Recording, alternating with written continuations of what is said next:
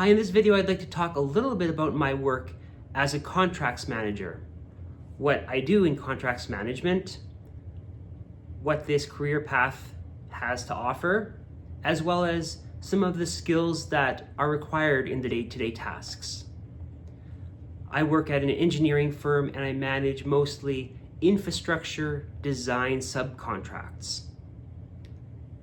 So for infrastructure development, often owners hire a design builder to develop the project. For example, if an owner wants to build a highway bridge, they would hire a design builder to construct the bridge as well as to do the engineering and design of the bridge. So that design builder may have in-house engineers. They may also hire subcontractors or support designers to help design portions of the design. So I manage those design subcontracts. Typically, contracts are provided by the upstream entity, and that's because the upstream entity is saying what they want and asking to buy those services essentially. So the owner, for example, would write the prime contract and give it to the proponents, people who are bidding, entities who are bidding on the project, and say, this is what I want. How much will it cost? And so the different proponents will develop the design to some degree, maybe 30%, and submit their bids saying, hey, this is what we're going to design, this is our concept, this is how much it's going to cost. And so the owner writes the prime contract, and then the proponents might provide some comments on the contract. They might say, hey, yeah, there's some corrections here, or there's some slight modifications we would request. But essentially, the contract comes from the upstream entity. Similarly, if the design builder wants to hire an engineering firm, again, the upstream entity, the contractor, would provide the contract to the engineering firm and say, this is what we want. How much will it cost? Can you do this, and how much will it cost?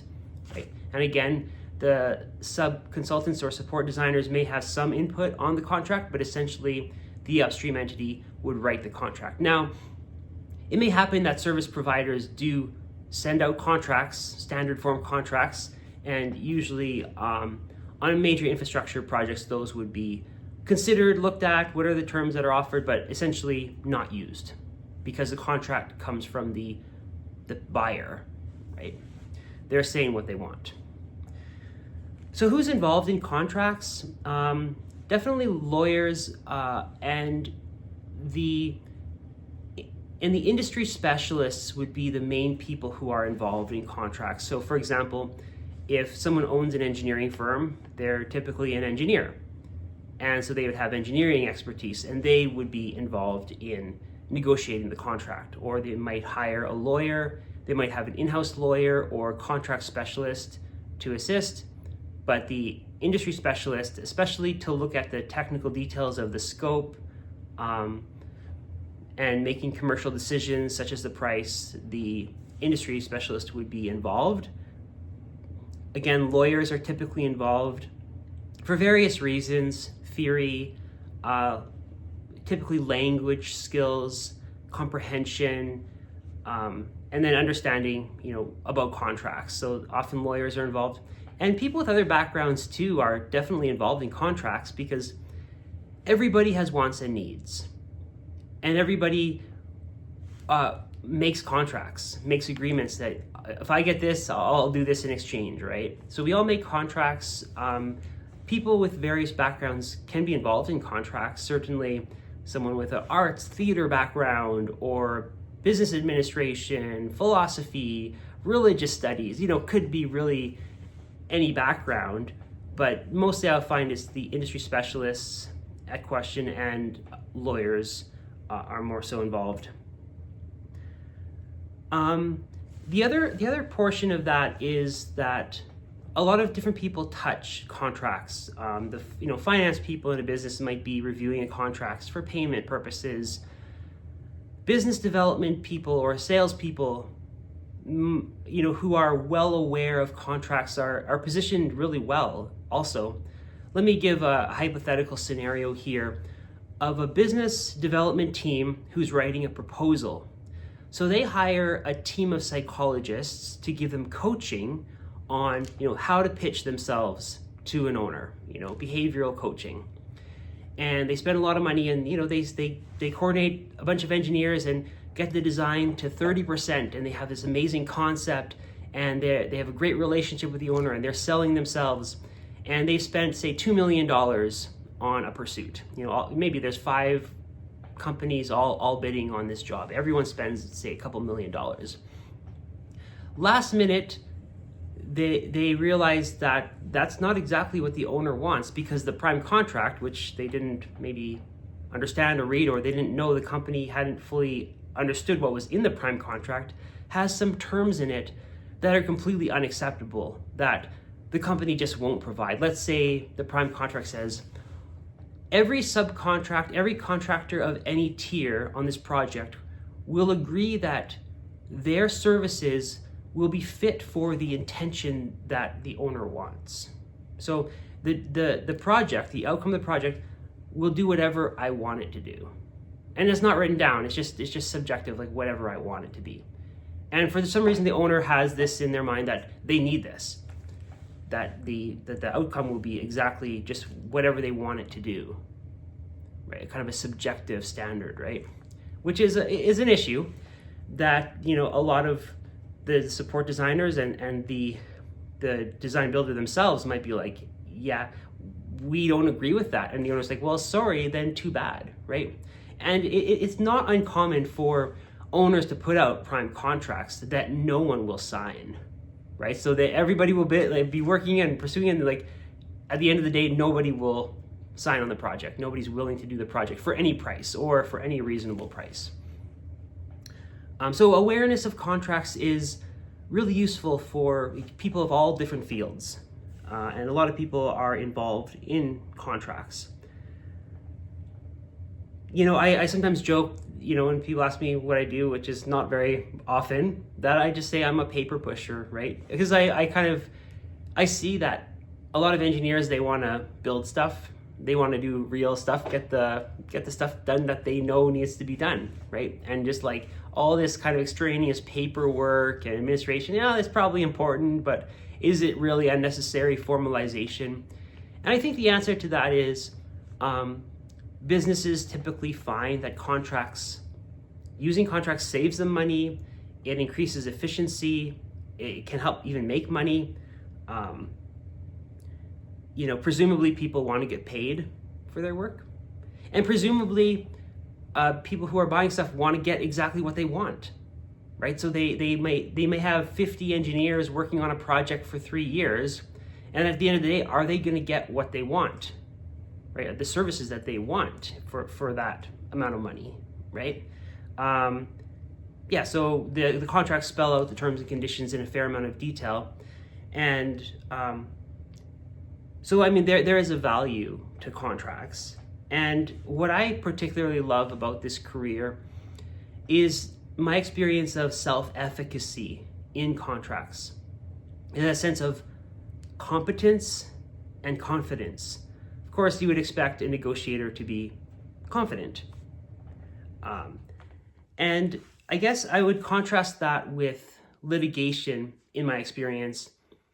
Litigation, a lot of lawyers are involved in disputes when people have fights that they cannot resolve, whereas you might see in another world or time age, people would resort to using weapons to hurting each other for those deep feelings, frustration, anger, and really people fight. They have good reasons on both sides for their fights, right? So we resolve these fights in a legal manner, but the feelings are the same. And I've talked to a number of lawyers who feel a sense of imposter syndrome, that even if they're very experienced, very qualified, they have great expertise, they feel like day after day, they're just gasping for breath in the shark's tank, right? With these disputes. And that's a thing, I would say, a difference on building agreements, not in the context of a dispute, but simply building agreements in normal life where people are working together and collaborating and being successful, which is really most of the time. I feel that sometimes in various professions, people can be so exposed to the worst case scenarios, to the worst of humanity, to the, say in medicine, the more complicated, difficult scenarios, which is not necessarily the norm of people's whole life, right? Most of life, there is these moments when people have horrible fights, but most of life is not always like that, right? So that's a nice part of the career, I would say, is that sense of, organization and structure and day-to-day success that builds on top of each other. All right, so what are some of the skills that are used in contract management? I would say, first of all, that it really uses people's unique skills in a great way. Let's say you're a very sociable person who loves to talk. You want to be in meetings for 6 hours a day, for example. Contract management might be great for you. Or let's say you're a little bit more of a nerdy person, maybe neurodiverse, and you just want to focus on the stuff, look at the details, and maybe have an hour of meetings per week. But generally, you just want to look at, obscure, unique topics and do writing. Contract management might be for you. I find it really is a career option that is amenable to a broad variety of personal strengths. So forming the contract with the upstream entity or even downstream, I guess one skill is comprehension. Does the language make sense? Is it clear? A contract is a series of mutual promises that are legally enforceable. So I promise to do something, and in exchange, the other person promises to do something, right? So detail orientation can certainly help. That's a great skill if you have good visual processing. Comprehension is to be able to see, are there spelling errors? Is the spacing in the text, consistent? Does it look correct? Are there math errors, like simple math errors, like checking the little details line by line? Does this make sense? Is the language, is it logical? Is it grammatically correct? So there's the drafting the contract, sending the contract. I think some of the skills involved in that is organization and follow-up. So let's say I have 5 projects, and each project we're hiring 5 sub-consultants. And each sub-consultant typically might have, 4 or 5 contracts, for example, on that project. And each of those contracts is in a different stage of process, either drafting or negotiating various terms, or getting internal approvals for various terms, and payment, compliance. So there's so many different phases of each contract. So where is everything at?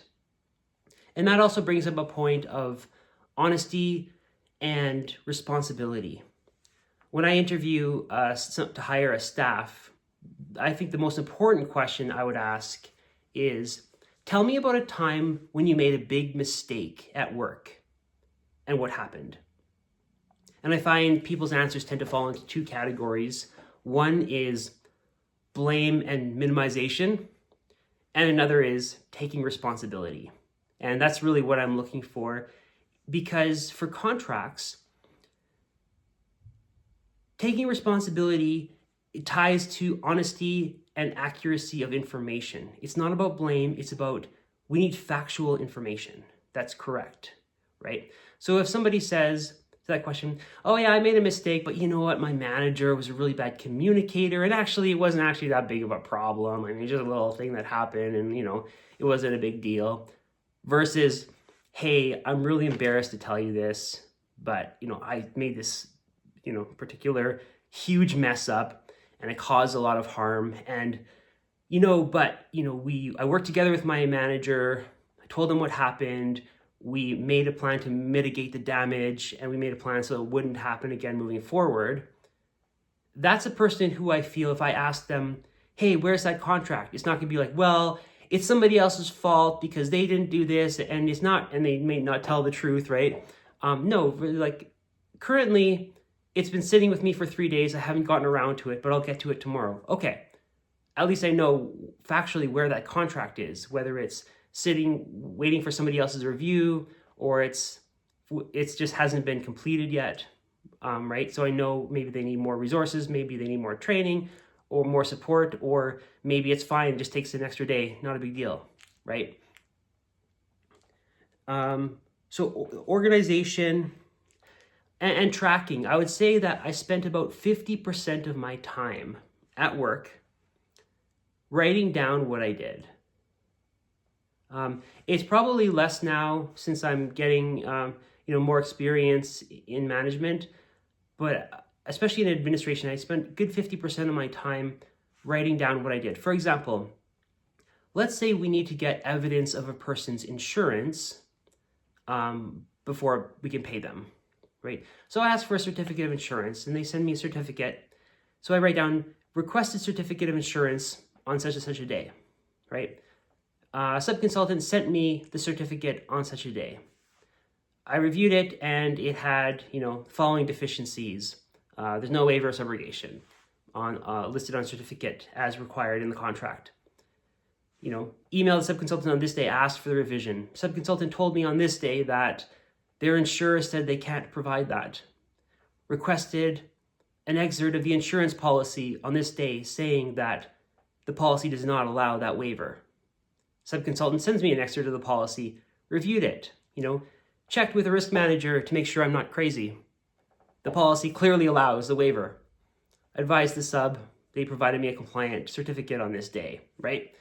So keeping track of everything that's going on is important. That organization, and I guess also a sense of initiative, just a sense of, definitely being willing to ask for help if needed, not spinning my tires too much, but also trying to find the information that I need. Like, I could certainly pick up the phone and ask a subconsultant, hey, I'm just writing a contract. What's your legal entity name, right? So what's the actual correct legal entity name and address? I could ask them that, or I could look it up in a database and then write it into the contract and ask them to review it instead of, taking that extra step and asking someone, hey, who is this? Like, what's your name? What's your address? It's like, these are interruptions in their day-to-day work, and it's not efficient, right? So trying to find that information, becoming a resource who can provide that information and find that information is a good skill as well. When it comes to negotiation, what my experience is, typically most negotiations happen by email. So I'll send out a contract and the subconsultant will send it back to me different. So they'll change the text of the contract, right? That's the normal approach that often happens. They'll do what we call red lines. So they'll change various items. Maybe the contract says that they will provide $10 million of professional liability insurance, for example, and they'll write us back and say, hey, we only carry 1 million of insurance. And we have to look at that and be like, hey, is 1 million really enough, right? And we have to make that decision. So a lot of that comes down to knowledge of one's own company's risk profile. What changes are acceptable and what are not, and why, and being able to explain that clearly. If somebody requests a change that's just an unreasonable transfer of risk, to understand, why that's not what we're buying, that's not what we're asking for, that's not what we want, right? Or it's something, maybe it's a change that is just a clarification that helps both sides agree in theory on what's being done, but just the wording of it needs some clarification. Or maybe the changes are just wordsmithing and people wanting to change words unnecessarily for no reason. Or, maybe there's a legitimate reason why the language in a contract should change in this particular instance. So again, a lot of that comes down to knowledge, not only of the content of the change itself, but also to the interaction within the contract, how one term might affect another term. So, contracts have various terms throughout them. Maybe it's 50 pages long, single space, 10-point font, and changing one term in one spot could affect other terms, right? So understanding how the contract works together. Also understanding alignment with a prime contract. So if our company, the design builder, has made certain promises or intends to make certain promises to the owner, let's say we promise that records will be available for 9 years for audit, or 7 years might be, some new standards. Whereas typically the subconsultant is familiar with like maybe a 2-year audit period. And, maybe 2 years is written into our contract, then that could cause us to break our promise to the owner, which could, terminate our contract, which would be a huge mistake, right? So we have to ensure alignment throughout, right? The other area is, of course, of negotiation is having discussions with subconsultants. Those, they might occur in person, but often they occur on online meetings. So just those meetings would often be to review the comments that people make on a contract and say, hey, why do you want this change? Understanding it so that we can make an informed decision, that there might be a legitimate and fair reason to make those changes. Next step is, obtaining approvals for changes. So who is responsible within my organization to approve this change? Now, the person who signs the contract is ultimately responsible for everything. If they make a bad contract, it's a bad decision, lose money, their job's on the line, right? So ultimately, they want certainty that this contract is fully approved, and so they need to be well informed of changes to the risk profile in a contract. And how we do that, of course, is through ideally through efficient stakeholder engagement. How can we inform the decision maker in a very efficient way that requires a minimum amount of their time so that they are well informed of what changes are occurring in the contract? I think that what's required there is a fair amount of meticulous focus to be able to say, hey, okay, I'm going to go through every single change that's occurred in this contract and lay it out in a separate document with, colored text, strike-throughs showing exactly how it's been changed with an explanation of why it's reasonable.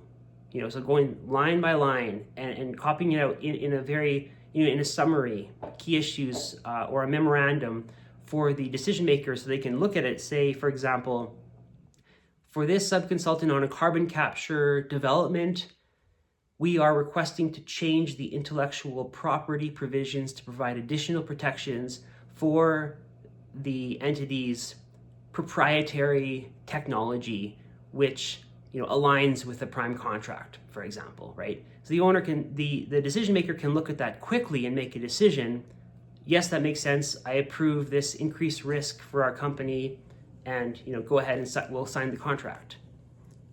So stakeholder engagement, meticulous attention, so that decision makers can make good decisions, and communicating and engaging with all the right decision makers, lawyers, insurance experts, and so on. I think that is the main things. I mean, there is also in my work some element of administering the contracts after they're executed, just ensuring that at the end of the day, payments are occurring properly, the work is being provided on time, the payments are being provided on time, that it's administered and closed out smoothly. So yeah, in summary, that's a little bit about my work as a contracts manager. I mean, for what it's worth, if you're interested in working with contracts, hopefully that's helpful for you. And I hope you have a wonderful day, and yeah, Happy New Year.